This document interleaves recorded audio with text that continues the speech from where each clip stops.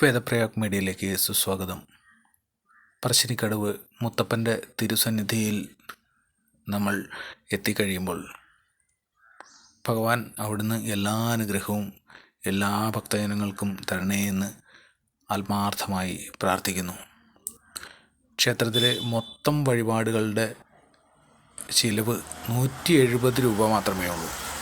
എല്ലാ വഴിപാടുകളോടും കഴിച്ച് ഞങ്ങൾ അകത്ത് കയറി തിരുവപ്പനെ കണ്ട് ഭഗവാനെ ദർശിച്ച് ദക്ഷിണ കൊടുത്ത് എല്ലാ വ്യാധികളും എല്ലാ ബുദ്ധിമുട്ടുകളിൽ നിന്നും ഞങ്ങളെ കുടുംബസമേതം എല്ലാവരെയും രക്ഷിക്കണമെന്ന് പ്രാർത്ഥിച്ച് പുറത്തിറങ്ങി ഭഗവാന്റെ നിവേദ്യമായിട്ടുള്ള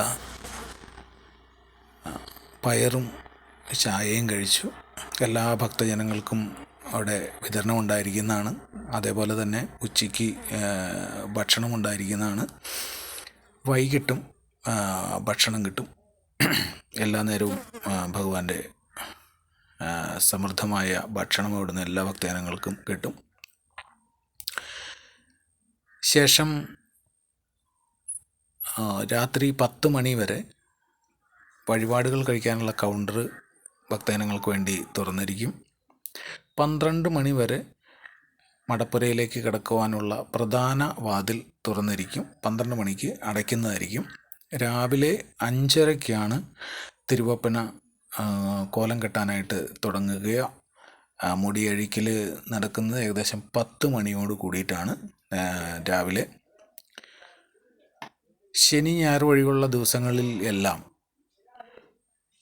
തിരക്ക് ഒരല്പം കുറവായിരിക്കുമെങ്കിലും ശനി ഞായർ ദിവസങ്ങളിൽ വളരെയധികം തിരക്കായിരിക്കും. അതിന് കണക്കാക്കി വേണം ഓരോ ഭക്തജനങ്ങളും വന്നു ചേരുവാൻ. പിന്നീട് കുട്ടികളും ആയിട്ട് ഒരു ദിവസത്തെ പ്രോഗ്രാമിനാണ് വരുന്നതെങ്കിൽ അവിടെ ഉല്ലാസ നൗകകളും ലഭ്യമാണ് പുറത്ത് വളപട്ടണം പുഴയിൽ.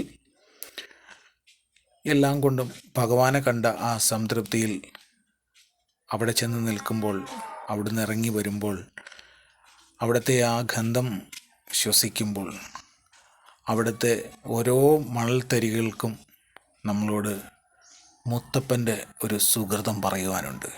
ആ സുകൃതം നമ്മളുടെ ഉള്ളിലാക്കി നമ്മൾ തിരികെ വീട്ടിലേക്ക് വരുമ്പോൾ ധന്യത, ജീവിതത്തിലെ ധന്യത എന്തെന്ന് തിരിച്ചറിയും. മുത്തപ്പ ശരണം.